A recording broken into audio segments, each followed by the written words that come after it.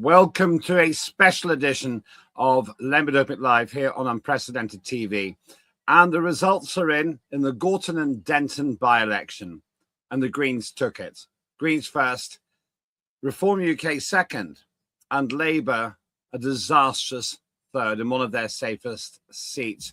Let's see if we can actually get the figures up. Can we just get them up? There we are. Yes, Greens with Hannah Spencer got 41% of the votes. Reform UK came second with Matt Goodwin, 29%. And look at Labour, 25% of the votes. Crash and burn situation in what was one of their safest seats. Now, to put that in perspective, if that were to happen across the whole country, and it wouldn't, then the Greens would pick up almost 400 seats from Labour. They'd be left with just over a dozen, the Labour Party. This is a catastrophe for Keir Starmer. There's Hannah Spencer making her election speech. You can see Matt Goodwin on the left there, who came quite a long second, actually. It wasn't really neck and neck in the end. And what's important about this, of course, is that this eats right into Labour Party territory. There'll be a lot of analysis about why this occurred. But Manchester's Gorton and Denton seat just next to the city there is really a tale of two halves. The one part is thought to be fairly reform friendly, and the other part was thought to be fairly Labour friendly. But lo and behold, Labour got 41%. That's a pretty big result. Regular viewers know I'm not that keen on the Labour Party, but you've got to hand it to them. That is a good result. And it also proves that the bookies were more or less right. Many times I've highlighted the bookies' figures, and one of the recent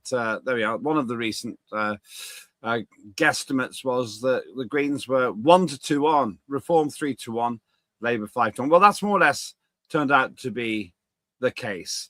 But look at the result for the old parties. Conservatives, 2%. They lost their deposit. Lib Dems as well, 2%. They both got hundreds of votes, not even thousands. And fairly big turnout, 47.5%. It's not a bad turnout for a by-election. So however you look at it, this isn't because of low turnout. It's not because people turned away from voting. They just turned away from Labour. And this leads to a huge question. What happens to Keir Starmer's leadership? Now, he made a token visit.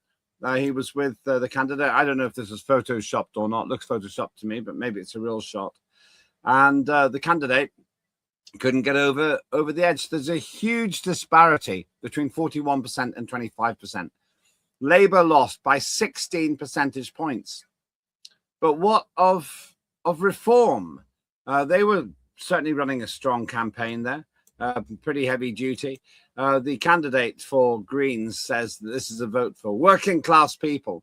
So he was also challenged by some leaflets which seemed to play an ethnic card that I'm sure will come up again in future.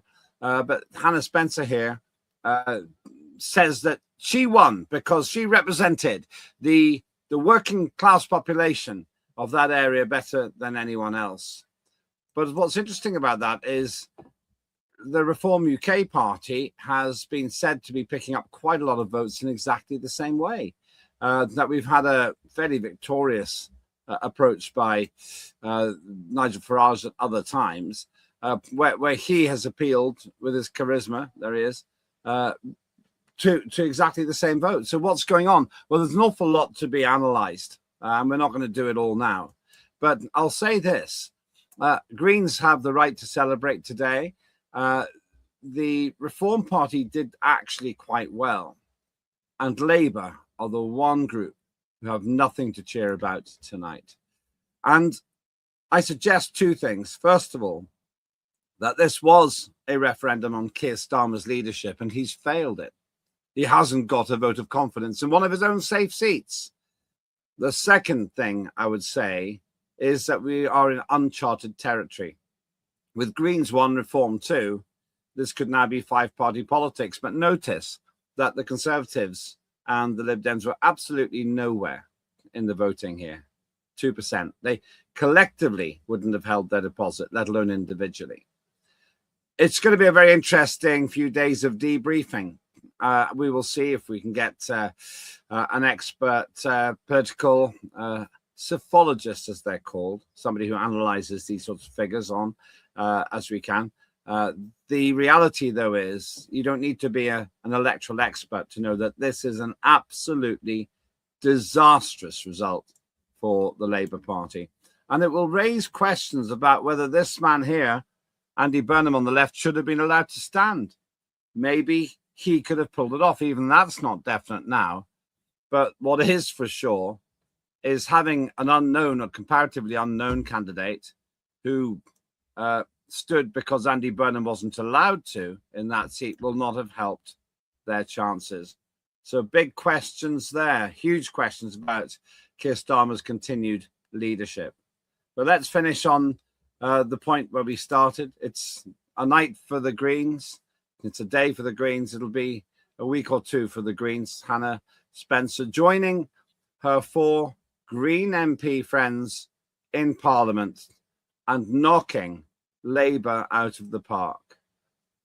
With Matt Goodwin there, no doubt, analysing with Reform why it was that they did well, but they didn't win.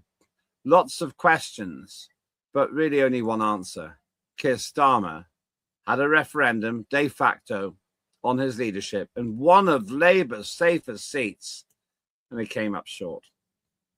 The most worried people in politics in Britain today will be the Starmer team and perhaps the 399 Labour members of Parliament who, if this result was repeated around the country, would join their candidates in second place or worse.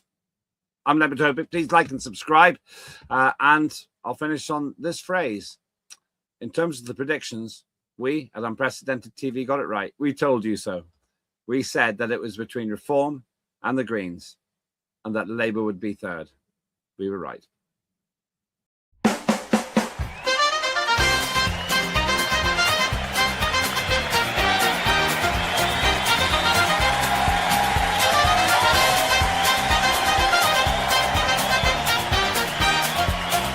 Immediate ceasefire in Gaza, the return of the sausages.